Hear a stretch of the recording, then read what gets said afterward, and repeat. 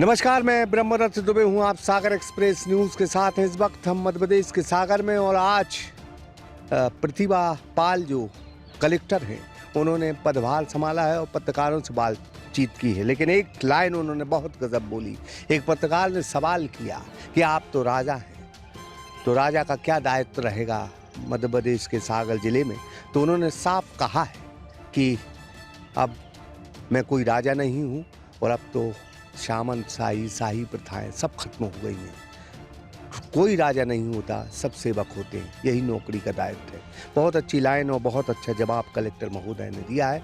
फिलहाल Sandeep ji are Indore transferred हुए, उनकी जगह जो है प्रतिभा पाल कलेक्टर बनी है। उम्मीद यही है कि तकरीबन उन्होंने 1 घंटे पत्रकारों को दिया और पत्रकारों के सारे सवालों के जवाब दिए। कहा कि वो भूमाफिया कॉलोनाइजर जो अवैध कॉलोनाइजर हैं उन पर सख्त एक्शन लेंगी, साथ ही जो तरीके से नौकरी नहीं करेगा उस पर भी सख्त एक्शन लेंगी। उन्होंने कहा कि हम यहाँ की जल व्यवस्था भी सुधार करेंगे।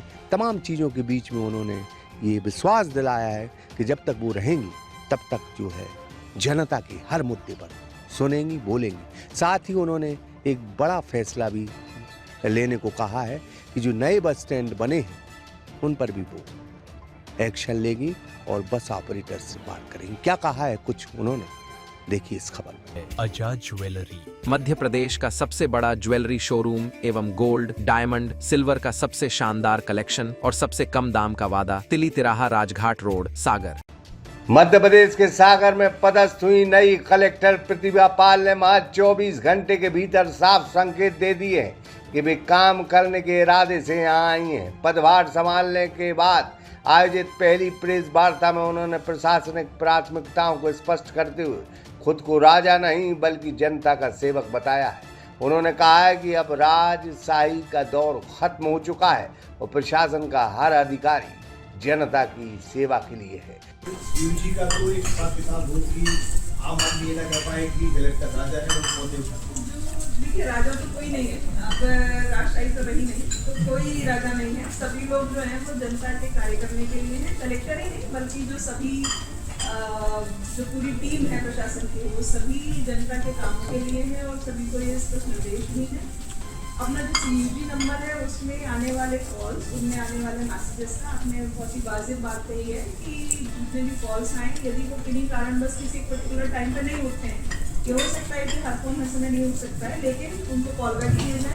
कलेक्टर प्रतिभा पाल ने स्पष्ट किया कि जिले में अवैध कॉलोनियों पर प्रशासन की पैनी नजर होगी। नियमों का उल्लंघन करने वालों पर सख्त कार्रवाई की जाएगी। साथ ही उन्होंने कहा कि हितग्राही मूलक योजनाओं का लाभ पात्र लोगों तक पहुंचे, इसकी नियमित निगरानी की जाएगी। राजस्व विभाग में नामांतरण से जुड़े मामलों में हो रही धांधलियों को लेकर भी उन्होंने सख्त रुख अपनाने की बात कही। और नामांतरण के लिए और संपदा का साइबर तहसील ये शुरू करने के पीछे उद्देश्य ये था कि ऑटोमेशन इस प्रक्रिया को किया जाए कि रजिस्ट्री उसके बाद में टाइप नामांतरण हो जाए। नामांतरण के लिए कई बार जो अपने जनरल प्रैक्टिस होती है वो अच्छा आपने सवाल पूछा, आपके माध्यम से मैं ये सबको बताना भी चाहूँगी कि नामांतरण के जो केसेस हैं ऑटो मोड में या तो आते हैं या फिर जो पटांगण के छोटे नंबर्स रहते हैं उनको ये लोग लोक सेवा के माध्यम से सभी लोग जमा कराएं।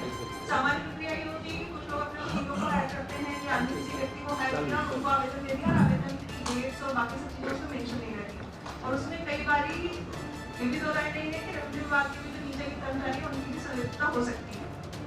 तो इसीलिए नामांतरण के रेवेन्यू से जुड़े हुए आपके कोई भी काम है उनको लोक सेवा केंद्र के अतिरिक्त अन्य किसी भी माध्यम से किसी भी कोर्ट में कोई दर्ज न कराए, क्योंकि वो दर्ज होने से आपके 2 काम आसान हो जाते हैं कि वो SLA में रहते हैं, मतलब हर चीज का एक अपना टाइमिंग है, तो वो टाइमिंग में निराकरण होंगे और उनके फिर डेली बेसिस पे रिव्यू भी होते हैं। तो लोक सेवा के माध्यम से यदि आवेदन आएंगे तो उनके निराकरण भी आसानी से होंगे और अभी किसी व्यक्ति के पास किसी को जाने का विषय देखिए, जिसको जिस काम की नौकरी दी गई है वो अपनी मर्जी से नौकरी में आए हैं।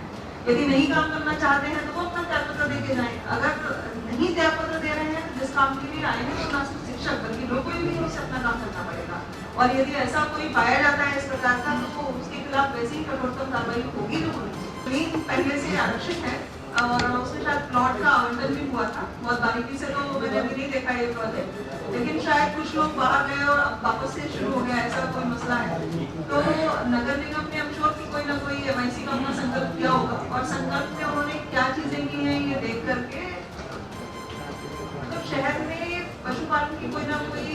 ट्रांसपेरेंसी जरूर होनी चाहिए।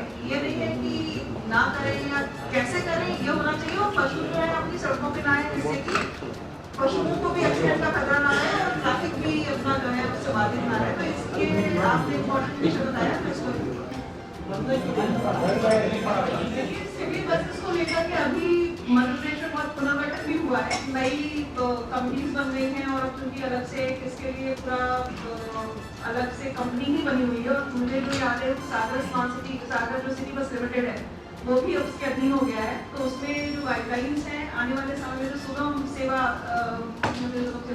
शुरू होनी है, उसमें ये बसेस बहुत जल्दी शुरू होंगे। और जो अभी बसें ऑलरेडी रूट्स पर स्वीकृत हैं और कर्मचारियों के कार्य करने के तरीके पर भी नजर रखने का संकेत दिया है।